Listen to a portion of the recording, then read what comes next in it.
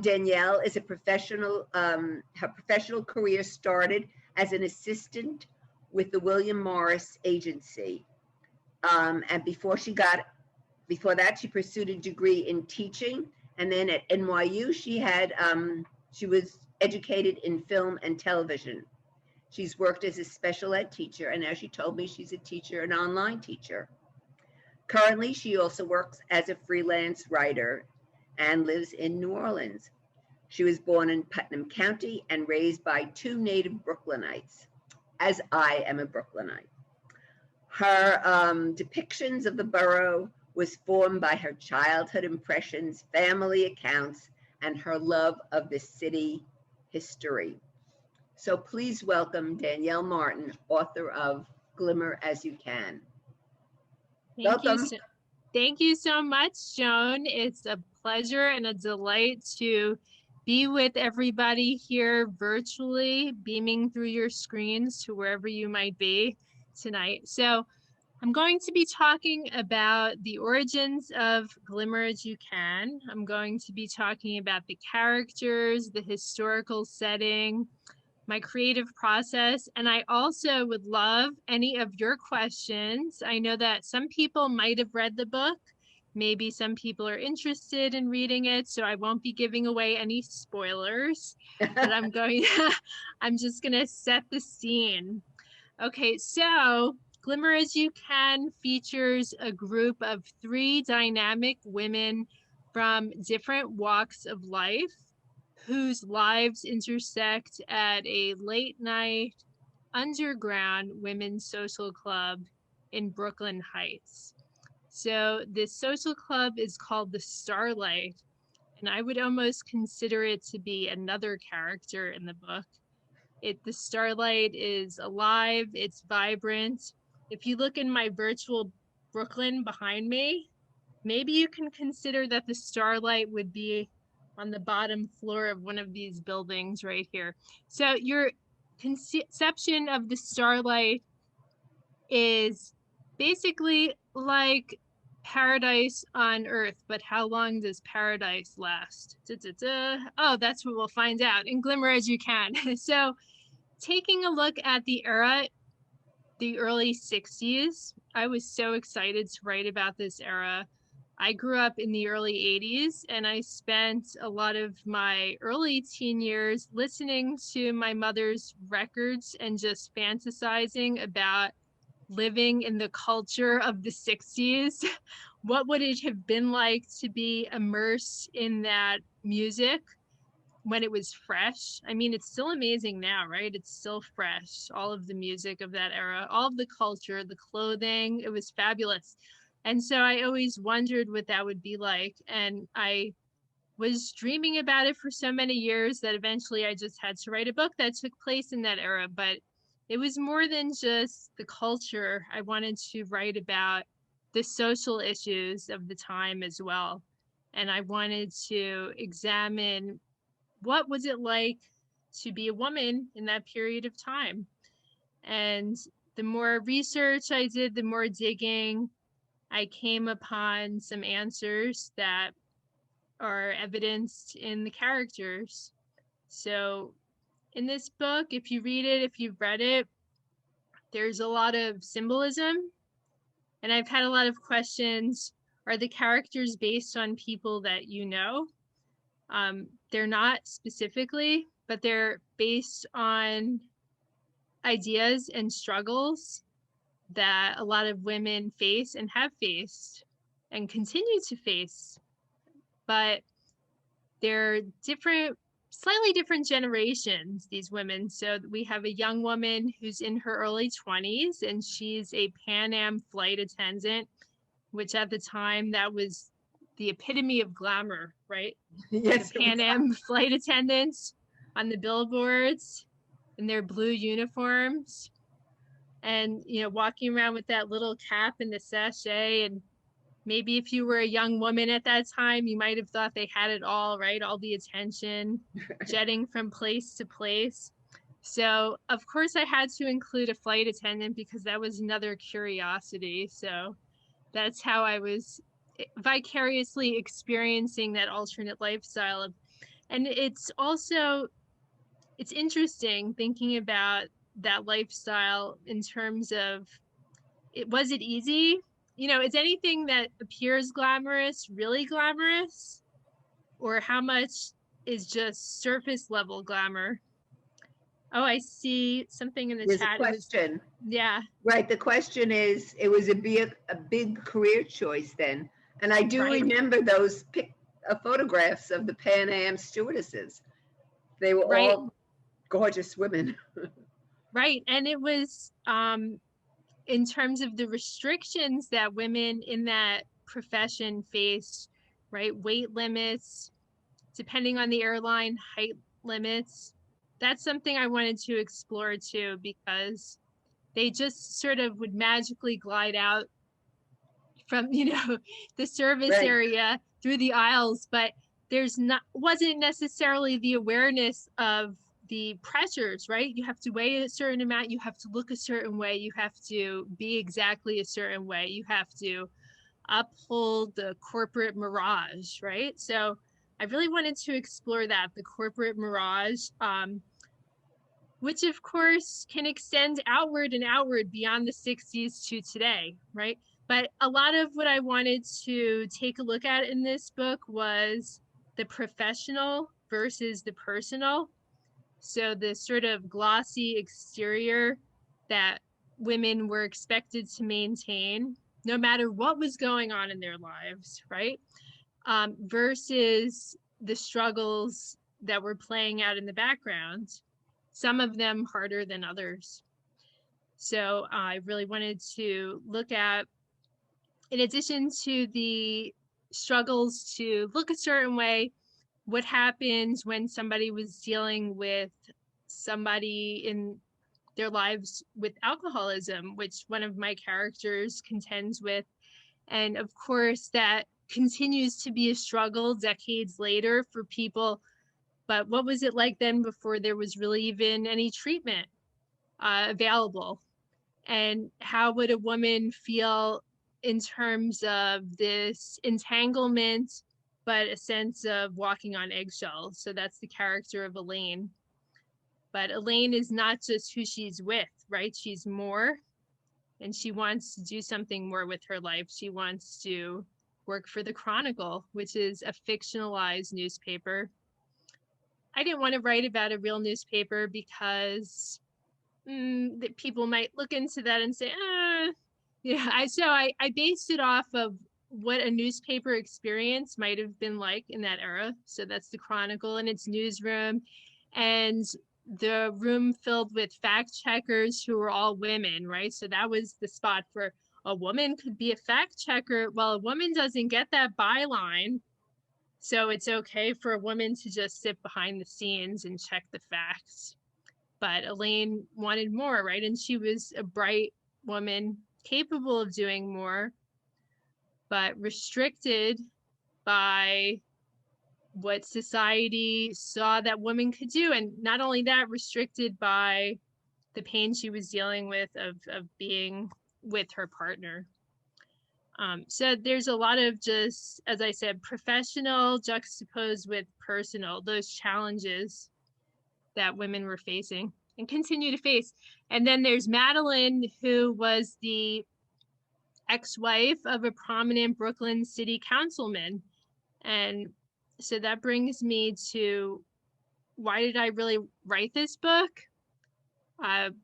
So many reasons, but one of the reasons was just frustration with what I kept seeing on the news. I started writing it around 2014, 2015, and everything in the news was about the women who were running for office.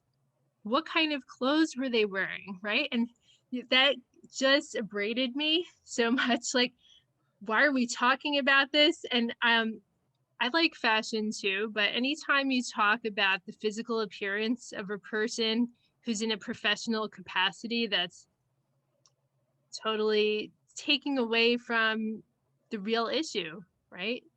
It's totally ignoring the real issue. So I kept thinking about women in politics and their struggles. And I couldn't stop thinking about that. And then I kept thinking about the other issue, which was women who are in entanglements with corrupt men in politics. So the book was also born out of a sense of frustration with that. I remember at this time period, 2014, 2015, always seeing another news story. This politician was cheating on his wife. This one was with however many other women, whatever happened. And I'd always think, why are the women saying? It was really frustrating. Why are they saying?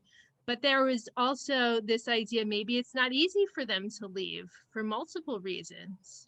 Maybe that wasn't an easy choice now, but especially then in the early 60s, right? Going back to my book. So where did this come from? This fear, these undertones of not being able to leave difficult situations. And so I wanted to write about that and explore that. So that was what brought me to writing Glimmer as You Can. So many things, just a plethora of dark, happy, shiny, bright, difficult, fun. I mean, it was everything. It was everything. I just want to comment. You talked about Elaine being a smart woman, and you had her go to Briarcliff College, and that just brought the whole book right here into Westchester County. Oh yeah, I was so happy to learn more about Briarcliff, and I don't think I've mentioned yet here. I know I was talking to Joan a little before, but I'm from Mayapack originally. I'm from Putnam County. And so my parents were from Brooklyn, grandparents were from Brooklyn. And I just grew up hearing about Brooklyn. It was so much fun for me to write about this area. I live outside New Orleans now, and I've lived here for about 7 years. But I can't stop thinking about New York. I'll tell you, even today, the second thing I check after I check local New Orleans news is New York news. And I haven't stopped since I moved. It's been in my blood. I have most of my dreams at night. I am walking around New York City. I can't leave. I can't leave. I've even started watching. I don't know if anyone watching this has seen these live streamers that walk through the streets of New York broadcasting. And somehow this brings me peace to imagine the existence of New York in real time as I'm somewhere far away. So I had to write a New York book. It was a lot of fun to look at old pictures of the city, and as far as my inspiration for just the scenery, looking at pictures of the Verrazano Bridge as it was being built. There's this amazing picture. I don't have it here to show you, but after we all get off, you could look up Verrazano Bridge 1962 and see it being built. And there's this amazing picture that inspired this one scene. And the bridge is just half built, standing with a force of its own over the water. By Bay Bridge, you look out, the sun is glinting off. An amazing visual. I mean, you imagine these men who were scaling the top to get it done. But that image appears in my book as also a metaphor at a certain point in the book. I won't give away spoilers and say what the metaphor is or what the bridge represents. Maybe you could send me an email if you figure it out. But I loved looking at all of the New York scenery from the past. And it's amazing how much is still standing, right? If you go visit New York, I mean, not just from the 60s, but even older. So the history is incredible. I was looking at another author who had written about the atomic age, which that does make an appearance. There are some Cold War references in the book. We have some history, Cuban Missile Crisis, everything that was happening in the background during this period of time, adding the tension to the moment. So of course, we're living in another fraught period in history right now, but it's also informative to think back to, again, these sort of post-World War II tensions. And you have people who were arguing back and forth, even in the most idyllic of places, the Starlight, right? The Starlight Social Club in this book is not exempt from the historical tensions of the time. Because if you read the scenes and you'll see the women are arguing about politics, right? It never stops. When does the arguing about politics stop? I don't know. But, it was there. But the good part was that they managed to hash it out and they still stayed friends because they recognized something more, which was a spirit of unity and trying to understand each other. And that was something special. So that was something I wanted to create at the Starlight. I just want to mention something. You referenced before about fashion and politics. Right. And I read the New York Times religiously. And about, maybe it was 2 days ago, it was, or maybe it was last week on Thursday, the style section.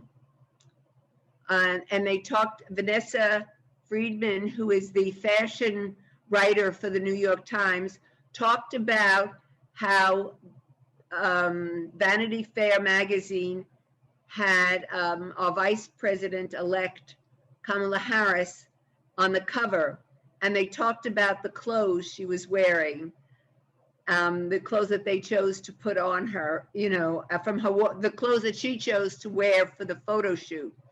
And I was thinking, you would never hear, so much was written about this, you would never hear this. You would never hear it for a man. No, you would. I mean, what is it as a male in politics? It's the same suit with a different tie. It's a blue tie. It's a red tie. There's no variation. And so there's nothing to say, right? And so, but it's also a matter of, I see. Someone wrote in the chat. Yeah, well, right. She was saying Kamala Harris did not choose that photograph. She thought a different photograph was going, which is correct, but she chose the clothes to wear to the photo shoot. And, it was perfectly fine that she wore those clothes, but why was there such a uproar over it? Too much attention to clothes on women in general, right, and too much attention on women's bodies in general. And I think that it's almost like the attention on women's bodies is one of the main problems with society. That's just in my opinion. I mean, I would argue that all day, because even now, I can't believe with the pandemic raging and everything else going on in the world, that even now, when you go to a website and some of the main news stories that pop up are about women's bodies, women's clothes, celebrities and what they're wearing. And obviously people click on these things and it brings the companies money to, look at this. But it's just astounding to me that the focus never ends. And obviously it's there's commercial motivations for talking about women's clothing and women's bodies. And again, I am totally in favor of expressing oneself through fashion, but it's where it turns negative. That's the problem. It's where we're focusing on that instead of the real issues. And it's where women are also being ignored for what they're saying in favor of examining their physical appearance. Yeah. So I don't see that we've gotten too far away from that, as far as we should have since the early 60s, right? Like you would think in all this time, and I think that there have been positive changes. I know with the dawn of social media, people who are able to more independently curate their own social media presences, that You know, there's the body positivity movement. That's been great. There's a lot more diversity in what we see, and it's improved, but it still hasn't disappeared, right? It still hasn't disappeared. And I Right. think that there needs to be more of an open conversation about this in general in order for it to go away. Because until it goes away, people will not, there can't be full equality when there's one half of the population that's constantly scrutinized for their physical appearance. Yeah. How can there be? We got a comment about the clothes again. A woman agrees. Once the photo of Kamala was put on the cover, there was no need to criticize. I always wonder why in midwinter women on cable news wore sleeveless dresses, whereas men are wearing a jacket, shirt, and tie, and probably a t-shirt. So Right. that was an interesting comment about Yeah, it. it's an interesting thing to think about. And I always too watch parades, right? And it's always like, okay, the women are wearing the little outfits marching down the streets, but that's only one-sided. So yeah, there's a lot that's weighted, no pun intended, weighted with just women's physical appearances in mind. But anyway, so you see that evidence in Glimmer as you can in terms of the pressure that Lisa feels to be a certain weight for the airline because otherwise she'll lose her job. And Right. so that was where she got money for her parents. She was helping to support her parents. So it was more than just even wanting to look a certain way. It was the pressures of the outside. So that's one part of the book in terms of equality. But I also go into, in terms of women's life choices, there's an interesting scene with Elaine, and she's sitting, and this is obviously at the time before employers were necessarily regulated in the same way. They could ask potential interviewees differently. They're not supposed to ask now. But there was a focus on her personal life when she was at an interview. And I know that continues to be maybe a background concern for some women who it's hard to still have that flexibility, openness with employers, especially when there's other demands, children at home, other demands that women have to deal with both ends of the spectrum, right? And how can they be forthright? But I feel like there's maybe been a bit of an opening up process through more people working at home. Maybe more people are understanding of flexibility in terms of what employers are allowing or not allowing when there's children in the home. I don't know. I'd be interested to hear that in the chat. If anybody feels like flexibility has expanded in your workplace, or somebody that you know maybe has had a beneficial experience from everybody being at home more often in terms of flexibility for family life, I'd like to hear about that. So feel free to put that in the chat. Okay. While we're waiting for somebody, I know you probably have a few. I just have a question. A lot of the you have a lot of emotional comments in the book, you know. And how do you deal with this? You know, this emotional impact that you have in the book. How do you yourself deal with it? You know, when you write it. You know, some of these scenes were, you know, kind of hard. You know, and the fact that it was painful for people. Right. I think there's a few different things I'll say about that. Okay, let me start off with, I grew up and my mother was working part-time to answer the hotline at a women's center in our local area. And it opened my eyes to know about what was happening in my area, you know. Oh, I see. Putnam County, which was, a beautiful place.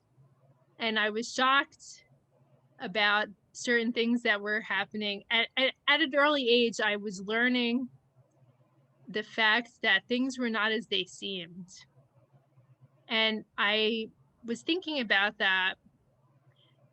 And I can't say that completely shaped the whole book, but there was this undertone that I've been thinking about that since I was a child, and knowing about things that were happening. I mean, obviously I never knew details. I just knew that there was this place in my town that serviced women whose voices were being squelched and who were in danger. And that I knew that not everything was as it seemed. And so that was, for people not in that scenario, it's shocking. And I always remember being shocked, like even driving around and looking at houses, and everything might look so beautiful and pristine, but not knowing what was really going on behind some of these closed doors. And I found that very shocking and something to contend with. And that, like, I couldn't make it go away by pretending it didn't exist. I definitely had to, and so this book doesn't feature, in terms of extended scenes of domestic abuse, that does not play out in this book.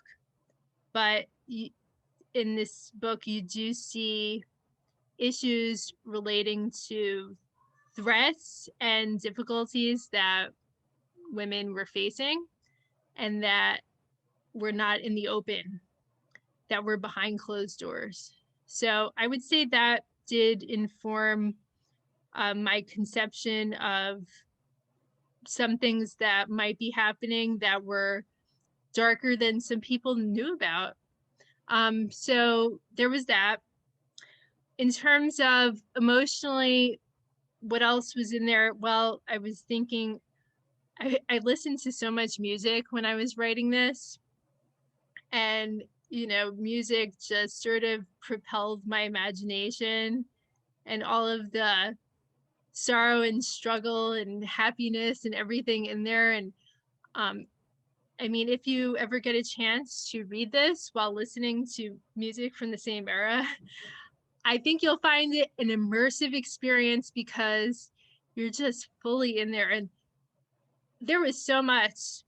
Oh, I see comments in the chat. Yeah, well, I'll read it right after you.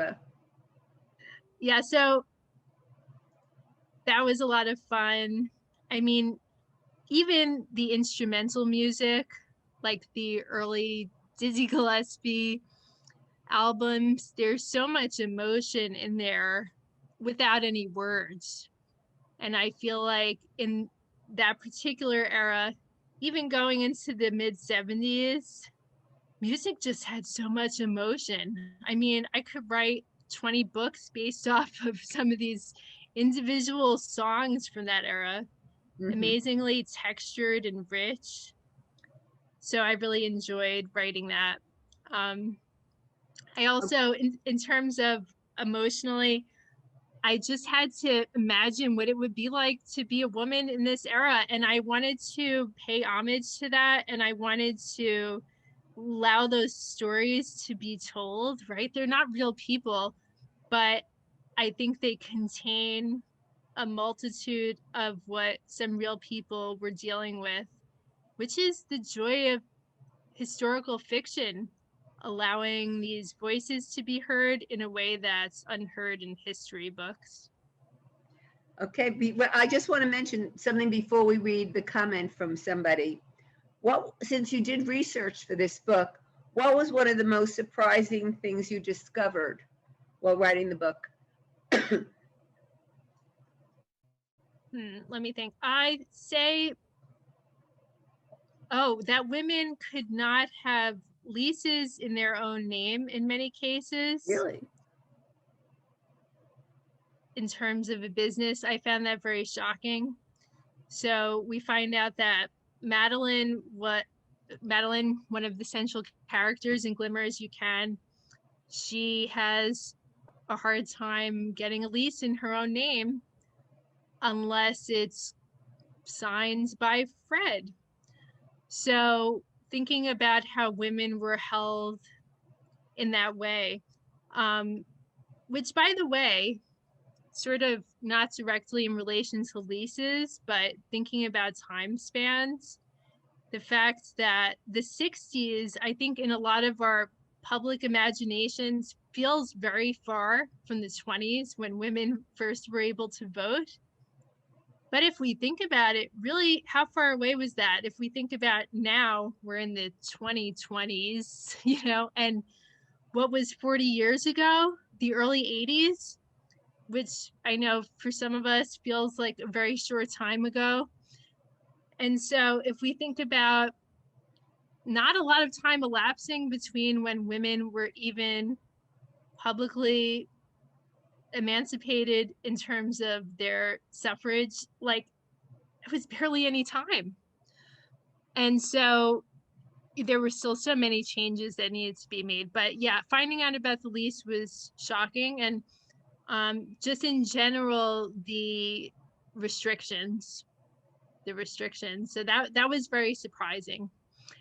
There were some scenes in this book, sort of lighter scenes, like scenes at Woolworth's pharmacy, where they had the soda counter and you go to the soda jerk and you get the balloon and you prick it. And, that was a joyful part of writing this book. Again, in imagining myself in this era and the fun parts of it, I always wanted to go to Woolworths and go to the soda counter. And when I grew up in the early 80s, I think there were a few Woolworths still around, slowly starting to die off. And I went to one. And at that point, there were no more soda counters. It was just, the pharmacy and whatever goods they had. And I was so disappointed. Well, I just want to read another comment about when you talked about, how things have changed in terms of clothing and asking about imaging. Somebody wrote, as a science teacher, I wore jeans and a lab coat, but many of the other teachers, social workers, administrators wore high heels, tight clothing, etc. I don't. Oh, so that's what you just wanted to mention about clothing, Oh, okay. Okay. Yeah. So I wanted to talk a little bit about the inspiration for this book. I know I've talked about some of the larger issues in society that I was thinking about, but I also wanted to mention an interesting turn of pace. So this book actually came from a completely different idea. It wasn't about a women's social club. It was about a men's late night barber shop. So I was talking to a family member who had visited a late night barber shop in Brooklyn. And I wrote down that idea. I had this ideas portfolio that I kept when I was in undergrad at NYU, because I had to come up with all different ideas for films and short stories, and I used to write everything down. So I wrote down late night barbershop. And so years later, a decade later, when I wrote it, I was thinking about some of these issues that I've been talking about in society and at large with women and men and the media and etc. And I was like, you know what? I'm going to turn this late night barbershop into a late night women's social club. And let's see what that experience is like. And let's feel the mystery, danger, intrigue, fun, and escape of that. So again, like going back to my little virtual setting and imagining the women in this dark neighborhood at night, walking through the streets. And the title originated from this scene in which Lisa, the younger character, is looking around at the ice glinting on the sidewalk after this magical experience, a magical experience at the Starlight. And she's trying not to slip on the way to her car, right? So another metaphor almost, trying to make it out okay. And this idea of glimmering as you can, like taking what you can in that moment and making the best of it, which is what all these women were trying to do. So the Starlight was their haven in this book, and the chance for them to be themselves and to truly connect regardless of their station, regardless of their age, regardless of their other circumstances. For that moment, they were free. And so it doesn't mean that they ignored their problems. The problems came up, they were dealt with, they talked with each other about it, but they also managed to escape, right, through whatever they were doing in the Starlight, dancing, singing, doing art, creating. Thank you, Nicole. I saw your message, Nicole. Thank you so much. She Have a wrote good night, that Nicole. Yeah, she has to leave, but she's going to get the book and read it. I appreciate that. Yeah, if anybody has any other questions, feel free to put it in the chat. I want to hear anything anybody wants to say, questions about me writing the book, questions about the book itself, questions about writing. Maybe you're a writer, maybe you want to try to be a writer, whatever you Well, want to ask. when did you realize you wanted to be a writer? I think I always have. Oh. But it sort of changed because I was thinking of writing books, and then I really wanted to write movies, and then I went to film school. So I was writing screenplays after film school for a little bit, and then I became really busy with life and being a special ed teacher. I was a special ed teacher in the classroom. I worked in the Bronx. After I was working as a literary talent assistant, I worked in the Bronx, and then I worked in Pennsylvania. I worked in Louisiana. I had a child. So busy doing everything that required so much creative energy. A real modern woman. Yeah, and trying to figure out where I could best be of service. And being a special ed teacher, I didn't write as much during my years in the classroom. I did some writing, but it was during the summer, and I started writing more seriously when I was a stay-at-home mom at the beginning while my child was napping. So that's when I first started. And then I went back to work, and then I was writing on my holidays from school.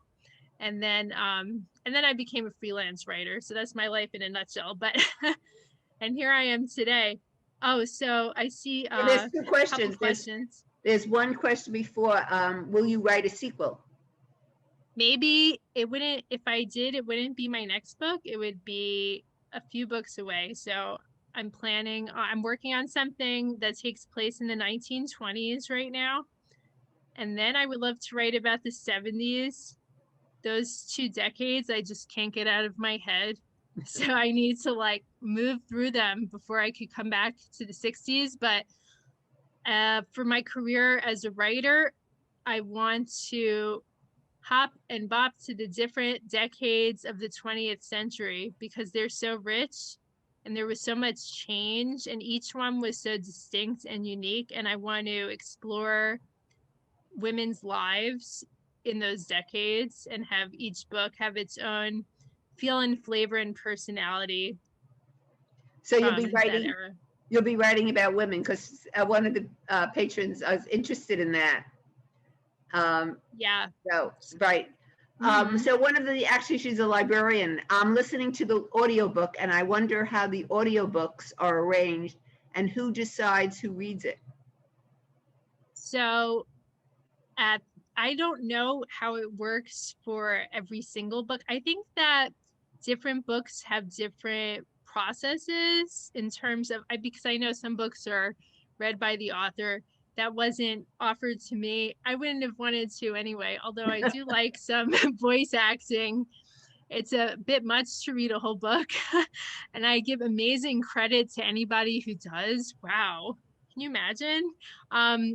So for me, I was presented with some choices and I picked the narrator who I thought would fit this audiobook really well. And I was really pleased when I heard it. I think now this is a couple months ago and I can't remember. We all know how much has been happening in the world, so who remembers what, but I'm pretty sure that when I was listening to it, I was crying a little bit at first because, oh my gosh, I was working on this book on and off for years, and what a joy to hear it read by somebody else other than me reading it to myself. I mean, amazing to hear her voice and her acting, and she's very talented. Jean Ann Douglas, that's the person who read this book. So,